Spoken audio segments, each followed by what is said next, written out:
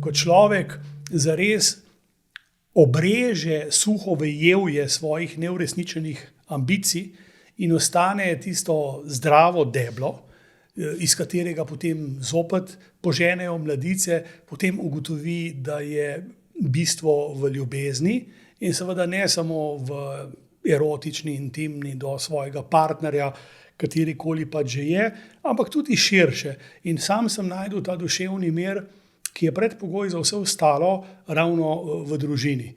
Morda sem se tega premalo zavedal, ko sta bila otroka majhna, imel sem dokaj dinamično, burno kariero, prvo v gospodarstvu, potem v politiki, pa na fakulteti končno malo umirjanja, ampak to je res tisto, kar me greje in kar me navdihuje. In kaj je recept za takšno sožitje?